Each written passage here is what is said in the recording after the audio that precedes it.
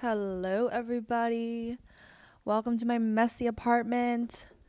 I tried this once before and I tried to make it like more organic than it was. And it didn't really work out. So, what we are doing is we are shifting the format to just being transparent about what it is, which is, you know, I don't know, what is it? How do I I'm a DJI noob and I don't know how to actually set this up. What if we did like this and we left it? It's not straight. But yeah, it's been like an interesting. Oh, this is the problem because the light source is here, but the computer is over here, which is the problem. Wow, you get to see the whole messiness of my life right now. So we have Chips Ahoy Chewy only. We have this thing, which I'm going to take it out. Um, wow, you can really see everything. Yeah, so this is kind of where I do my workshopping. This is where I work. This is also where I make all of my content. Typically, you see it from this view on my vertical camera, on my iPhone. But today, we're here to record the podcast version of the latest edition of the Mailroom, which is my monthly Substack newsletter that goes out once a month that really focuses on all the things that I have experienced in the last month or I'm thinking about in the month ahead. So welcome to the Mailroom. The Mailroom by Person with Job is a monthly check-in on the content, chaos, and culture that people with jobs have to deal with. Don't forget to subscribe to my Substack to get the written version and get full access to my newsletters and publication archives. Also, if you're a paid subscriber, you can DM me and message me for any questions on my recommendations or thoughts on things that I've written about. So, looking forward to having you on my paid OG list.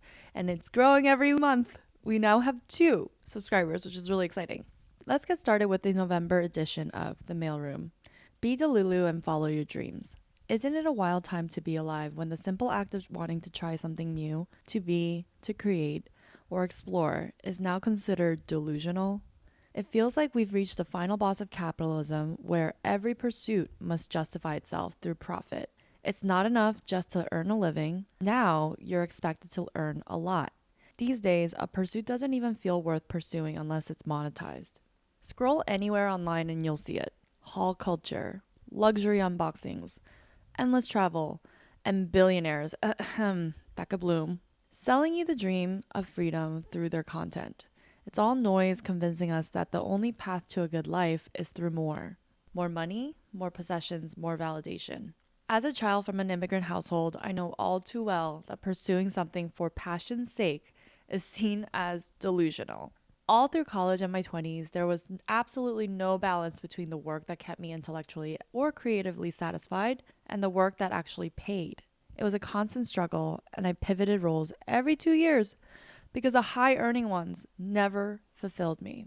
I used to hate when people said, "You care too much about your work. Find your interest outside of it." It always sounded so miserable to me.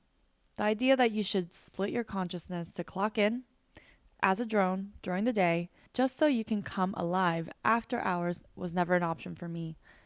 And that is why I do not have a traditional path to my career. It wasn't until I started my TikTok account in 2020 that I really began to have fun again and be creative on my own terms. I had a lot of people pushing me down, telling me no, telling me I am not this, I am not that. I lost my sense of self. And I was able to be creative on my own terms. I wasn't doing this for my boss. I wasn't doing for a company. I was not doing this for a brand or a client. It was all for me. And so Person with Job became my sandbox, a space where I could try anything because I had nothing looming over me other than the sake of just trying and being a little delulu.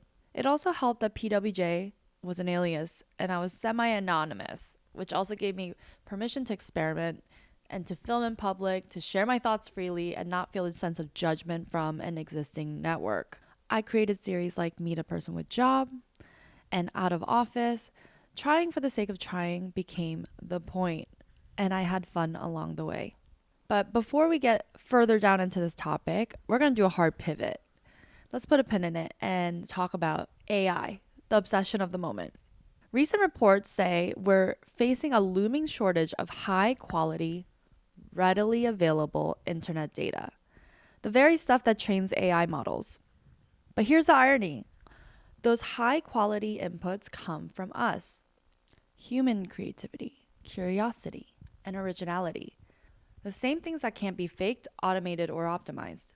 If the Magnificent Seven, the seven companies fueling the current market bubble, are banking on AI to power their growth, then AI in turn depends on us, the humans, to keep it alive. It feeds on our creativity, our art, our writing, our delusions. Now let's go back to the original point. We live in a time where the cost of living is up, debt is up, optimism is down, and in response, culture has turned cynicism, overconsumption, and outrage into coping mechanisms. The idea of chasing your dream is mocked as unrealistic, childish, or cringe. Yikes. Delulu, in a sense. But maybe delusion is exactly what we need right now. Because if machines can only advance when humans are inspired enough to create, then being delusional, pursuing the thing that lights you up for no reason other than you want to, isn't naive. It's necessary. Maybe this moment is quietly giving power back to the creative class, to people who think independently, who make things from scratch without the expectation of monetization, and those who imagine a world beyond the algorithm. So, yes, maybe I am delusional for wanting to one day live on a vineyard, pouring wine for tourists, and making accessible educational wine content for the public. I know, very specific, but I've thought a lot about this. But if delusion is what keeps us dreaming, imagining, and building, then maybe it's the most human thing left to hold on to.